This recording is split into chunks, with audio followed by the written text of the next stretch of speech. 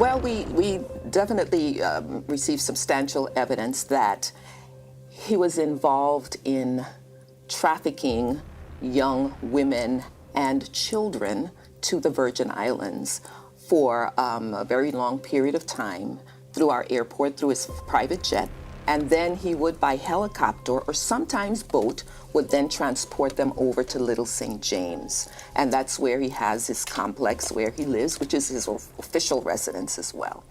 And that these young girls and women were subject to sexual assault, sexual exploitation, through coercion, false imprisonment, where the passports at some points were taken away. The actions were just reprehensible.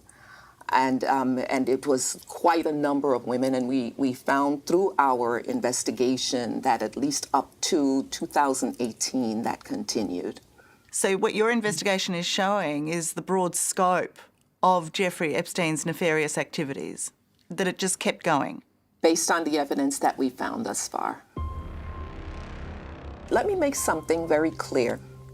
Jeffrey Epstein was very good at protecting himself and being secret. You know, the secrecy he was very good at that. And because of his wealth, his power, he was able to do that and secure that. So when you think about it, he owns a private island. That's an island over a mile away from St. Thomas, the main island. And it's out there and it's isolated. He purchases that, right? Then he owns the jet that flew in to the airport. It's under a name of one of the front companies that actually has been named in our complaint, but it's him. He's the member of that LLC.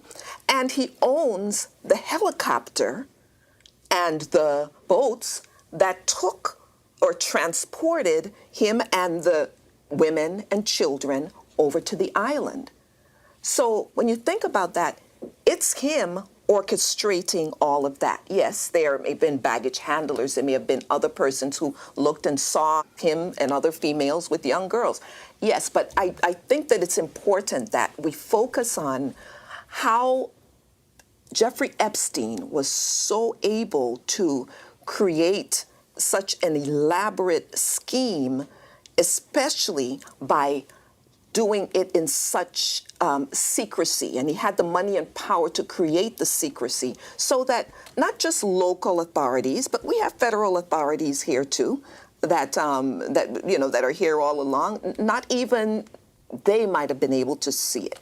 In looking at that, you have to really, get a good understanding of how he was able to protect and isolate himself. Once you get on that island, how do you get off? It's not like a person who's on the island can just say, okay, I'm going to swim to St. Thomas. They can't do that. It's not like a person who's there and needs help that they can sneak away and run outside and flag down a vehicle or flag down a police car or run to the nearest police station like they might be able to do on St. Thomas, on the main island.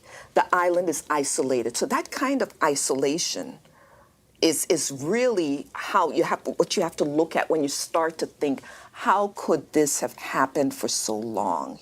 I think the picture you paint is a terrifying one of isolation, but also abuse of power. And I just wonder why the people who worked for Jeffrey Epstein weren't terrified for the girls going over there. They knew how isolated that island was. They knew the ages of those girls. They saw powerful men there. Why weren't they terrified? Why didn't they become whistleblowers?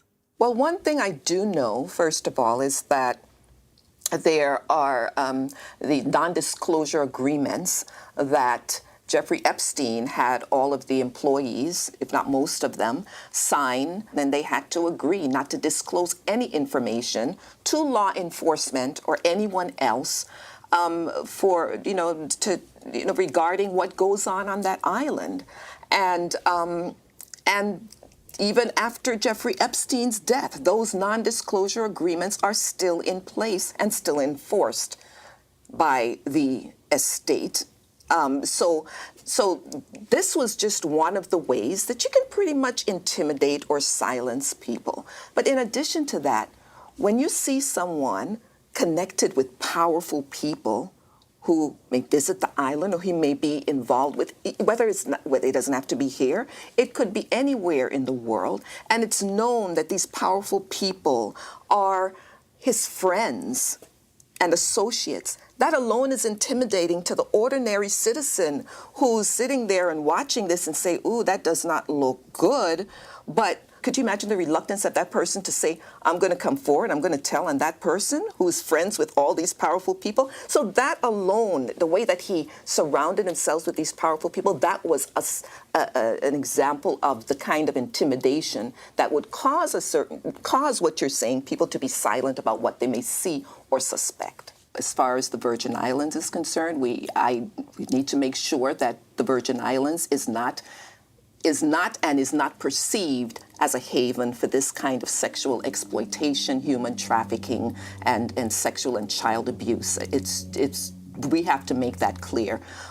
It is very important that we enforce our laws against human trafficking, against child abuse, against child and sexual exploitation of women. It is important that we do that, because if I don't do it as the Attorney General, the top law enforcement person, if we do not do it in the Virgin Islands, then those types of crimes will continue to flourish.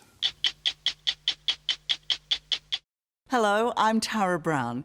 Thanks for watching. To keep up with the latest from 60 Minutes Australia, make sure you subscribe to our channel. You can also download the 9Now app for full episodes and other exclusive 60 Minutes content.